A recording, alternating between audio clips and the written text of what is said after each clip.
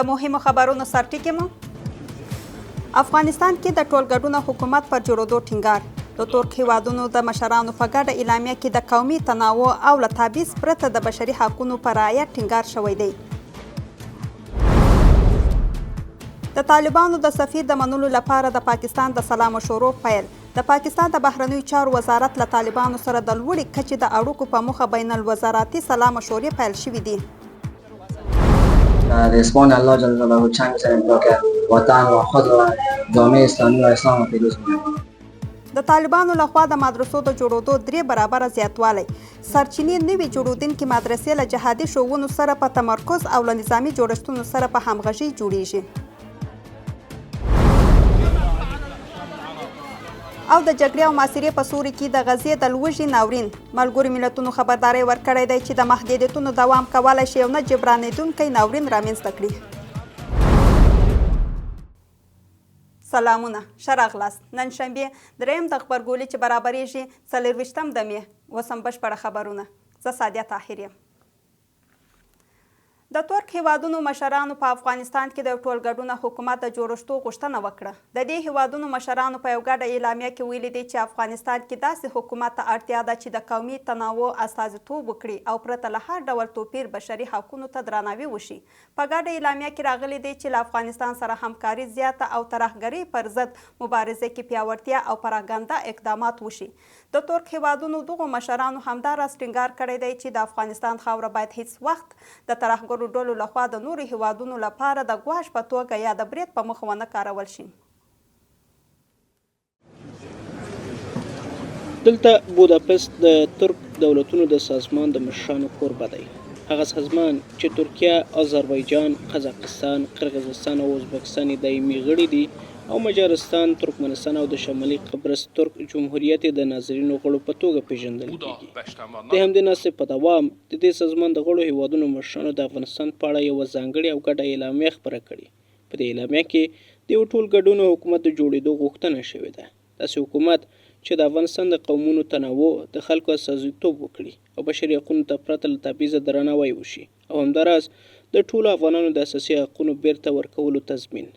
دغه څرګندونې په داسې حال کې کیږي چې یاد هېوادونه له طالبانو سره نږدې اړیکې لري، خو طالبانو تل د ټولګډونه حکومت او د بشري حقونو په اړه بحثونه رد کړي دي.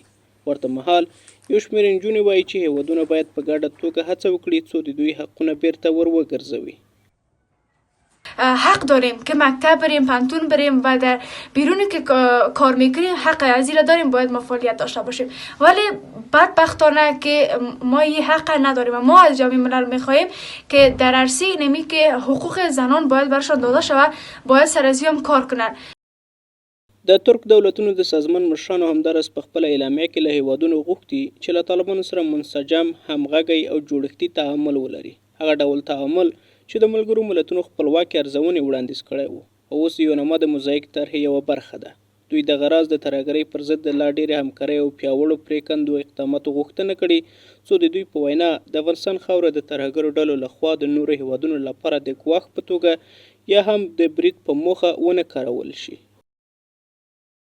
د ترک دولتونو د مشرانو له لوري د ترهګرۍ پر ضد ټینګار په داسې حال کې کیږي چې افغانستان وخت نه وخت د داعش خراسان څنګه د بریدونو شاهد وي او دا ډله نه یوازې افغانستان بلکې سیمه ییز ثبات هم چې د ګواښ بلل کیږي.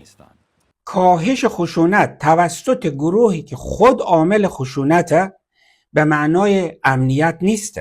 سرکوب سیستماتیک مخالفان، قتل‌های فراقضایی و حملات داعش در کابل، بلخ و بدخشان نشانه‌های از ناامنی عمیق اجتماعی در افغانستان.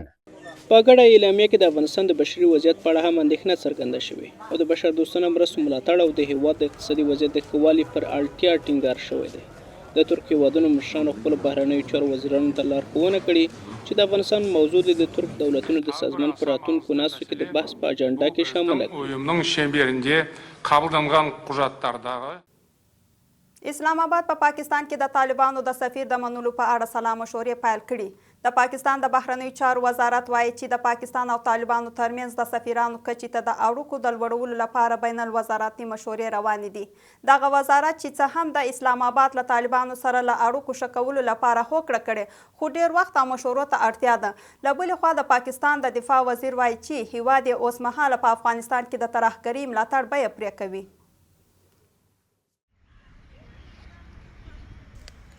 له طالبانو سره د نوي ډهلي او اسلام آباد د اړیکو د پراختیا نظر په ځانګړې توګه له هغه وخته چې پاکستان غواړي له طالبانو سره خپلې اړیکې ښې کړي، لکه څنګه چې د دې هېواد د بهرنیو چارو وزارت وایي چې د طالبانو د سفیر منل او د طالبانو د ادارې په چوکاټ کې افغانستان ته د سفیر لیږلو موضوع د پاکستان د حکومت تر مشورو لاندې ده.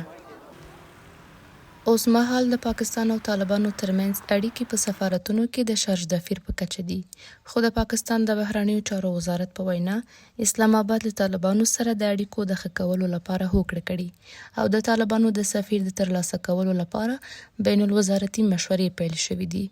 خو دغه وزارت وایي چې د خپلمنځي مشورو لپاره ډیر وخت اړتیا ده. د طالبانو او پاکستان ترمنځ اړیکې د ټي ټي پي د مسلې پر سر ترنګلې وي، خو د چین په شتون سره پرله پسې خبرو اترو ظاهراً د دې اړیکو لاره بدله کړې ده.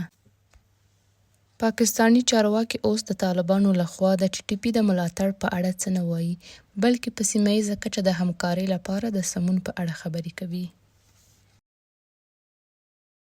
پاکستان برای کنترل بیشتر خود بالای طالبان و حفظ نفوذ خود در میان طالبان تلاش میکنه که به نحوی رابطه دیپلماتیک خود با طالبان افزایش بده. در عین حال هند هم برای از اینکه افغانستان و مرکز گروه های هراس افغان مخالف هند تبدیل نشود در رقابت با پاکستان تلاش هایی را برای گرم کردن رابطه خود با طالبان انجام میده. پاکستان په افغانستان او طالبانو کې د خپلې ناامنۍ ریښه ویني، خو نن دا مني چې په خپله یې د هېواد د دوو جګړو پر مهال د افغانستان په ناامنه کولو کې ونډه اخیستې ده. لکه څنګه چې د پاکستان دفاع وزیر د سراج الدین حقانی لپاره د خپل هېواد د ملاتړ یادونه کوي. هغه وایي چې پاکستان لا هم د افغانستان پر ضد د ډلو د ملاتړ بیه پرې کوي. आज भी जो दहशतगर्दी हमारे मुल्क में जो है ترهګري چې اوس زموږ په هېواد کې شتون لري یوازې د دې له امله ده چې موږ په هغو جګړو کې ګډون وکړ. پاکستان یو لیبرال هېواد و. هغه تاریخ چې دلته تدریسېده اصیل او معتبر و. زموږ تاریخ په اتیایمه لسیزه کې جوړ شو. موږ پیسې ترلاسه کولې او یو دیکتاتور پر موږ واکمن و. هغه د مشروعیت په لټه کې و. مشرف هم د همغه فلم بیا پیل وکړ څو مشروعیت ترلاسه کړي او ترهګري رامنځته. د پاکستان د بهرنیو چارو وزیر ویلي چې د اسلام آباد او طالبانو ترمنځ د کړکېچ لمنه راټوله شوې ده او هېواد یې اوس هڅه کوي چې د پاکستان، طالبانو، چین او بنګلادیش ترمنځ یو سیمه ییز بلوک جوړ کړي.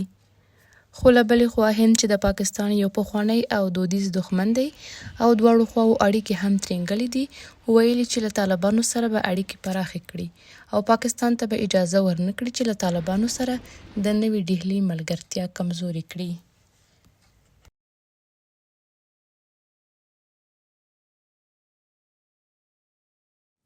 د نوي مالي کال له پیل سره طالبانو په بیلابیلو ولایتونو کې د مدرسو جوړولو 3 چنده زیات کړي دي. د طالبانو د پوهنې وزارت رسمي شمیرې ښیي چې په یوازې په غوایي میاشتې کې په 6 ولایتونو کې د نوو مدرسو د بنسټ ډبره کېښودل شوې ده. په وروستي موارد کې طالبانو په بدخشان کې د کران او مجان جهادي مدرسې د بنسټ ډبره کېښوده. له بلې خوا په دې میاشتې کې د ځینو پوځي مرکزونو دننه هم د ښوونځي د جوړولو کار پیل شوی دی. په غوایي میاشت کې د طالباني مدرسو 3 چنده زیاتوالی. هغه مدرسې چې د بودیجې ډیره برخه د طالبانو د پوهنې وزارت لخوا ورکول کیږي. د طالبانو د پوهنې وزارت رسمي شمیرې ښیي چې په غوایي میاشت کې طالبانو په غزني، پکتیا، کندهار، بدخشان، فاریاب او پنجشیر ولایتونو کې 9 مدرسې جوړې کړي. په داسې حال کې چې په اوري میاشت کې یوازې 3 مدرسې د طالبانو د پوهنې وزارت لخوا جوړې شوې دي. په وروستي ځل 15 ورځې وړاندې د طالبانو د پوهنې وزارت په بدخشان کې د یوې جهادي مدرسې د بنسټ ډبره کېښوده. دا مدرسه د کران منجان جهادیه مدرسې په نوم یادیږي. دا په 14 جریبه ځمکه کې جوړیږي او 400 درسي خونې لري. دلته د کابل د یوې دیني مدرسې د زده کوونکو د فراغت مراسم دي. د مدرسې یو ښوونکی وایي چې په مدرسه کې د زده کړې لپاره د ځوانانو د جذب شمیر زیات شوی دی. هدف از برگزاری از این مجلس پرشکوه تشویق و محبت نمودن همراه شاگردان است که تا اینها تشویق شوند، چون که دوره های ابتدایی که مدرسه آغاز شد ابتدا 1 نفر بود در دستاربندی، بعدا به 2 نفر شد تا فعلا که 5مین دوره فراغت حفاظ کرام است که در حدود 8 تن است. انشالله تعالی که در دوره های بعدی امیدوار هستیم که از این کرده بیشتر حفاظ کرام تشویق شوند، از این کرده بیشتر باشند. پیام من به کسایی که مثلا خصوصا به جوانان بیاین از این غفلت بگذاریم، وطن خود را بسازیم و در اسپان الله جل جلاله چنگ بزنیم تا که وطن و خود و جامعه اسلامی و اسلام را پیروز کنیم. روانه میاشت طالبانو حتی د پوځي مرکزونو دننه هم د طالباني مدرسو په جوړولو پیل وکړ. 6 ورځې وړاندې د پنجشیر رادیو ټلویزیون د دې ولایت په امنیه قومندانۍ کې د دارالعلوم الاسلامیه اصحاب الصفه ټولنې په نوم د یو مدرسې د جوړولو اعلان وکړ. له دې سره د بشري حقونو ځینې فعالان وایي چې د پوځي مرکزونو دننه د مدرسې جوړول د مدرسې د زده کوونکو لپاره د پوځي روزنې لار هواروي.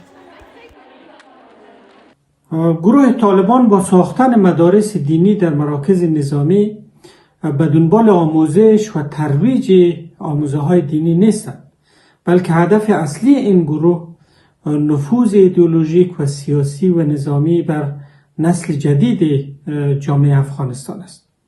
این اقدام در واقع تکرار همان تجربه و الگوی خطرناک و ناکام گذشته است.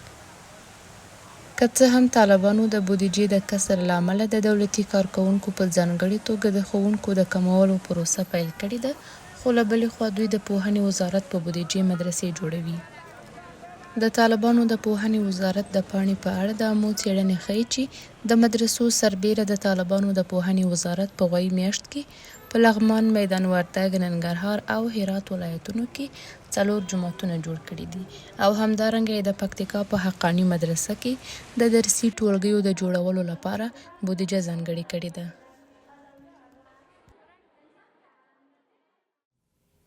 د طالبانو تر ادارې لاندې د ازموینې ملي ادارې د طب عالی شورا یا د ایگزیکټ ازموینې د نوې دورې د نوملیکنې له پیلېدو خبر ورکړی، خو په دغه ازموینې کې د نجونو ګډون په اړه هیڅ معلومات نه دی ورکړل شوی. د دې ادارې خبره شوې خبرپاڼې کې ویل شوي دي چې د نوملیکنې لړۍ به د جوزا تر 10 نیټې پورې دوام وکړي. ورته مهال یو شمېر هغه نجونې چې له کلونو راهیسې د طب د پوهنځي زده کړې کړي دي وایي چې له 3 کلونو راهیسې د طب عالی شورا ازموینې ته د ګډون انتظار باسي، خو طالبانو ته د ګډون اجازه نه ده ورکړې. د طالبانو تر ادارې لاندې د ازموینو ملي ادارې اعلان کړی چې د طبي عالی شورا ازموینې لپاره د داوطلبانو د نوملیکنې نوی پړاو 3 ورځې مخکې پیل شو او د لړۍ به د جوزا تر 10 نیټې پورې دوام وکړي. دغه ازموینه ګډونوالو ته دا فرصت ورکوي چې که بریالي شي نو د یو ډاکټر په توګه به خپله مسلکي دنده پیل کړي. خو دغې ازموینې ته داوطلبې نجونې وایي دوی ته نه د نوملیکنې او نه هم د ګډون اجازه ورکړل شوې ده. د طب یو شمېر محصلین وایي چې له کلونو راهیسې د دغې ازموینې په تمه وي، اوس 3 کاله کېږي چې بې برخلیکه پاتې دي. دغه نجونو ویلي چې له 20 کلونو زده کړه او شپې او ورځې هڅو وروسته اوس یې د کار فرصت له لاسه ورکړی. چندمین بار است که امتحان اگزیت گرفته میشه و برای ما اجازه ثبت نام نیه. این برای ما شرایط کار خیلی سخت میکنه. میتونیم بگیم که کلا 19 سال درسی که خوندیم بیهوده شد که اجازه درس خوندن نداشتم. بازم با تمام مشکلات مقابل شدم، با جنگیدم و درس خوندم، اما متاسفانه درس و اینا هم امروز بیفایده، چون از ما امتحان اگزیت نگرفتم و تا وقتی امتحان هم نباشه نمیتونیم یک وظیفه چیزی پیدا کنیم. د طبي شورا ازموینه هر کال 2 ځله د عمومي طب او غاښونو د طب فارغانو څخه اخیستل کیږي، خو له هغه راهیسې چې طالبان بیرته واک ته رسېدلي نجونې له دې ازموینو محرومې شوي دي. د ښځو له ګډون پرته لومړۍ ازموینه د 1400 لومړي لمریز کال د دلبې په میاشت کې واخیستل شوه او تر هغې وروسته تر نن ورځې پورې د طبي څانګو فارغو نجونو ته د ګډون اجازه نه ده ورکړل شوې. دا په داسې حال کې ده چې د هېواد ډېری اوسیدونکي په ځانګړې توګه د لرې پرتو سیمو خلک تل د ښځینه ډاکټرانو د نشتوالي له امله شکایت کوي. دوی وایي چې په ډېرو لرې پرتو سیمو کې د دودیزو عقیدو له مخې ښځې نشي کولی نارینه ډاکټر ته لاړې شي او د ښځینه ډاکټرانو نشتوالی د میندو او ماشومانو لپاره جدي روغتیایي ګواښ ګڼل کیږي. ما خانم‌ها باردار انتحالی کلینیک با ما دیگه نکرد که کمک چیزی کنه یا دوای چیزی بده هیچی نکرد. طالبانو له 3 کلونو راهیسې ښځو ته د طبي عالي شورا په ازموینه کې د ګډون اجازه نه ده ورکړې او له طبي زده کړو یې هم منع کړي دي. بلخوا نړیوالو سازمانونو خبرداری ورکړی چې دا بندیز به د ښځینه ډاکټرانو کمښت لا پسې زیات کړي او د میندو روغتیا به له جدي ګواښ سره مخ کړي.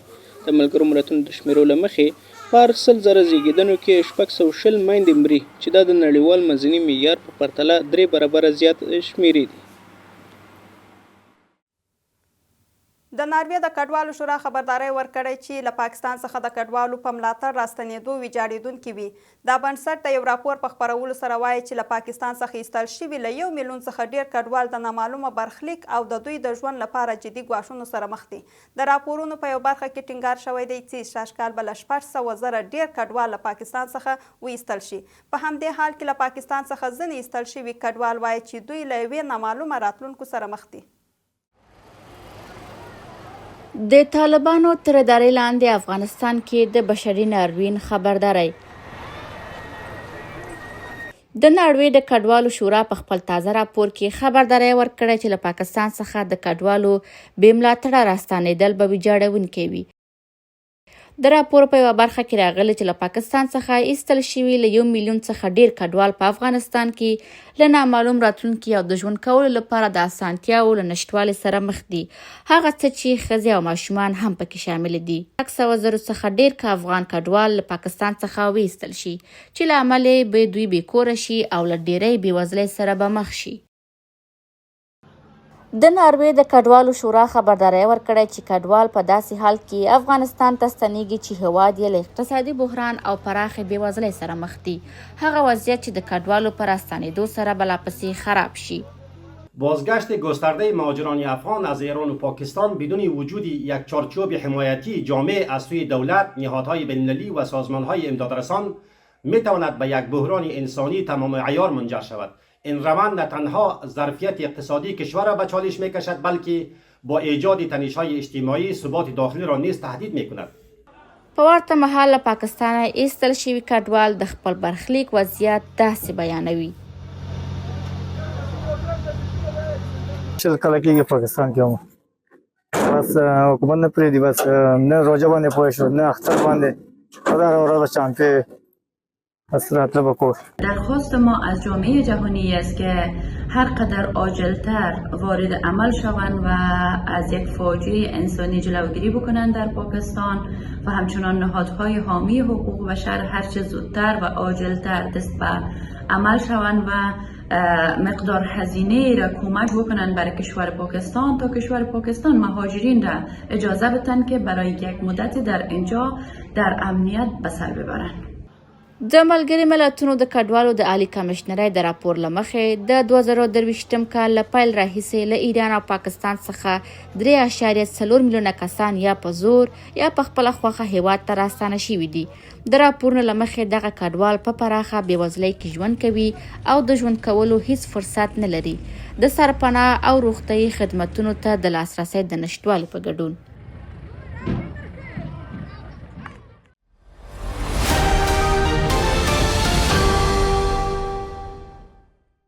اوس هم څولنډ اقتصادي خبرونه. د ملګري ملتونو د خوړو او کرنې اداره وایي چې د بیو لوړوالی لا هم د افغانانو ستر اقتصادي ننګونه ده او سختو وچکالیو د افغانستان د یوې پر 3 برخې اوسیدونکو باندې منفي اغیزه کړې ده. په راپور کې راغلي سره له دې چې په روان میلادي کال کې د خوړو نه خوندیتوب د تیر کال پرتله کم شوی ده، خو لا هم د بیرته راستانه شوي کورنیو په منځ کې د خوړو نه خوندیتوب په لوړه کچه پاتې ده. راپور زیاتوي چې په 2025م کال کې د خوړو د شدید ناامنۍ کچه 83% ته رسیدلې چې 2023م کال په پرتله 3% کموالی ښیي.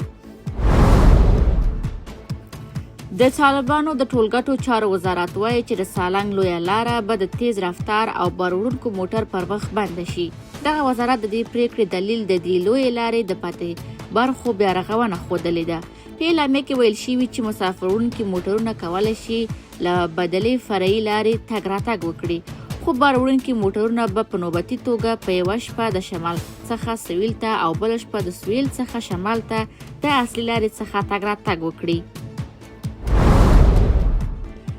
د طالبانو د صنعت او سوداګرۍ سرپرست وزیر ویلي چې افغانستان له روسیې سره د دې امکان ارزونه کوي چې دواړه هېوادونه دي په خپلو ملي اسعارو سره راکړه واکړه وکړي.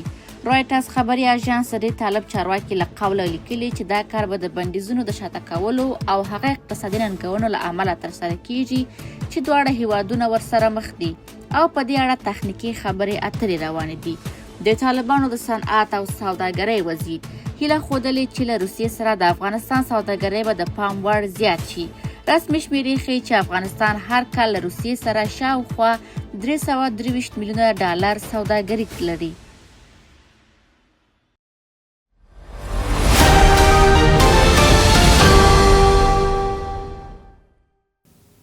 د هیواد په بازارونو کې د اسعارو بیه یو امریکایي ډالر 9.3 افغاني، یو یورو 9.48 افغاني، زر ایراني ریال 1.6 افغاني، زر هندي روپی 860 افغاني، یو د اماراتو درهم 19.4 افغاني، زر پاکستاني روپی 248 افغاني.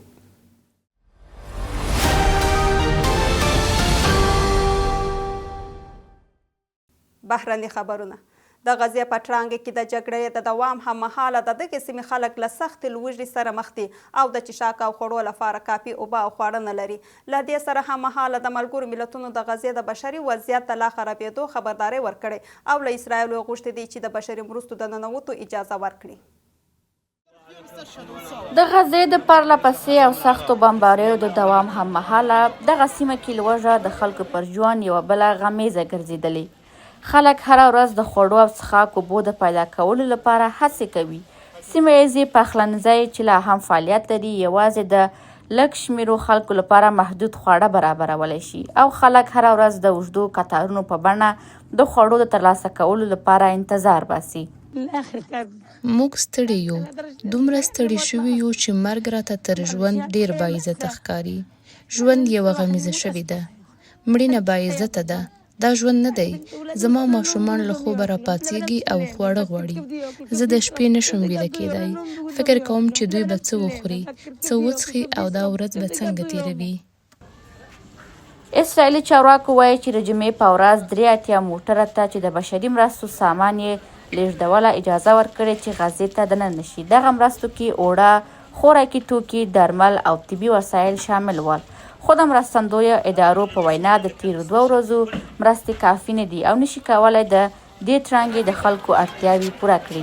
د ملګرو ملتونو سرمنشي هم د غزې د لوږې د ناورین په اړه خبرداری ورکړی او له اسرائیل یې غوښتي چې د نړیوالې ټولنې پر وړاندې خپلې ژمنې عملي کړي او د نورو مرستو د ننوتو اجازه ورکړي. اسرائیلو نږدې 80 ورځې د ژغورونکو نړیوالو مرستو د ننوتو مخه نیولې. لکه څنګه چې ارزونې ښیي د غزې ټول خلک د قحطۍ له ګواښ سره مخ دي. کورنۍ لوږې ته پرېښودل شوي او له لومړنیو امکاناتو بې برخې دي. په داسې حال کې چې نړۍ دا وضعیت په ژوندۍ بڼه ننداره کوي. په همدې حال کې له تېرې شپې را په دې خوا پر غزې د اسرائیلو سخت بریدونه دوام لري. الجزیرې راپور ورکړی چې په تېرو څو ساعتونو کې د غزې په مرکزي او سویلي برخو کې لږ تر لږه 8 کسان چې ماشومان هم پکې شامل دي وژل شوي.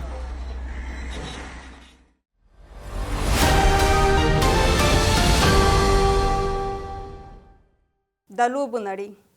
د افغانستان له 10 کلونو څخه کم عمره د فوټبال ملي لوبډله د کافا د سیالیو په لومړۍ لوبه کې د ترکمنستان پر وړاندې میدان ته ښکته شوه. د اسیا د مرکز د 10 کلونو څخه کم عمره ځوانانو د فوټبال اتلولۍ سیالۍ د شنبې په ورځ د ازبکستان په کوربه‌توب پیل شوې. افغانستان په بي ګروپ کې تاجکستان او ترکمنستان سره لوبیږي او دویمه لوبه به د مې په 28مه ترسره کړي. د افغانستان د والیبال غوره لیګ سیالۍ د شنبې په ورځ له 2 لوبو سره دوام ومومند. په لومړۍ لوبه کې د کامیار او قبابه لوبډلې او په دویمه لوبه کې سرې میاشت او افغان ملي له یو بل سره سیالي ترسره کړه. یاده دې وي چې یوه ورځ مخکې کامیار د نګین هریوا لوبډله او سرې میاشت د ستاره لوبډلې ماته کړې وه. د والیبال د غوره لیګ روان پړاو به تر راتلونکو 2 ورځو پورې دوام ولري. په کندهار کې د فولرزم رزمي سیالۍ د لسګونو ورزشکارانو ترمنځ ترسره شوې. په دغو سیالیو کې له هلمند، ارزګان، زابل، غزني او کندهار ولایتونو څخه 55 رسمي کارانو ګډون کړی و. د دغه یوه ورځنیو سیالیو په پای کې د کندهار ورزشکارانو لومړی مقام، زابل 2یم ځای او د هلمند رزمي کارانو 3یم مقام خپل کړ. ګرانو لیدونکو، دا وه زموږ د نن شپې خبرونه او اوس تاسو ته بلنه درکوو تر څو د عامو خپرونکو لیدونکي پاتې شي. د کره او تازه خبرونو لپاره زموږ ویب سایټ امو ټي وي ته ولاړ شئ او د امو په نوم زموږ ټولنیزې شبکې در سره وڅارئ. الله په امان.